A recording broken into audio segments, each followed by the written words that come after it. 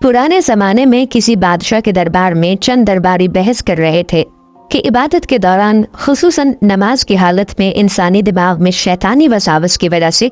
इंसानी दिमाग मुंतशिर हो जाता है और इबादत का सारा असर ज़ायल हो जाता है।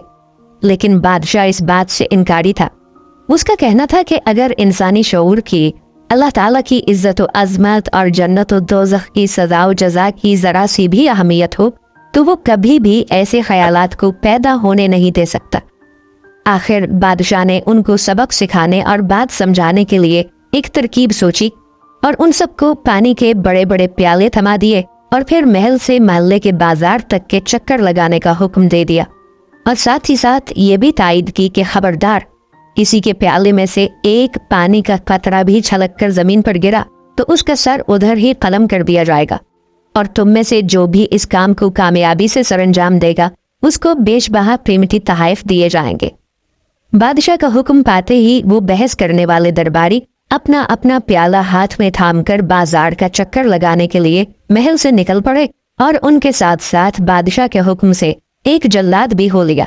कि अगर किसी के प्याले से एक कतरा पानी भी गिर पड़े तो उसे कत्ल करके उसका काम उधर ही तमाम कर दिया जाए। लेकिन उन तमाम दरबारियों के लिए हैरत का कोई ठिकाना न था कि वो तमाम दरबारी अपनी मंजिल तक एक पानी का कतरा गिराए बगैर आफियत के साथ पहुंच चुके थे। बादशाह ने एक एक करके तमाम दरबारियों से बाजार और इसके इर्द गिर्द मौजूद चीजों के बारे में पूछा तो हर एक बोला कि हुजूर सर कलम होने का डर था और इनाम पाने की चाह रही, बस इसीलिए हमारा ध्यान किसी दूसरी तरफ नहीं भटक सका। फिर बादशाह ने कहा, अच्छा चलो ठीक है, अब यही प्याला उठाओ और देखाओ कि बाजार में क्या क्या और कौन कौन मौजूद है और प्याले में मौजूद पानी की फिक्र ना करो। ज़ेरे बहस दरबारी एक बार फिर वापस गए और जब वापस आए तो उनके प्याले में एक कतरा पानी भी मौजूद ना था। बादशाह ने उनसे बाजार के बारे में पूछा तो एक एक दरबारी बताने लगा कि हुजूर बाजार में फलां नई चीज़ आई है और मैंने अपने फलां दोस्त को देखा, फलां चीज़ की कीमत इस कदर बढ़ गई है। बादशाह बोला, अच्छा ठीक है, मगर अपने प्याले में नजरें जमाओ।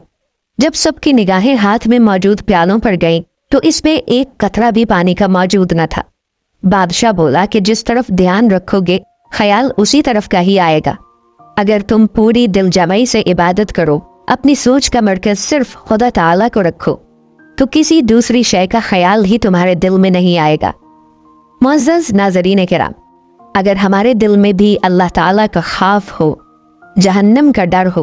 और जन्नत की चाह हो तो कुछ भी नामुमकिन नहीं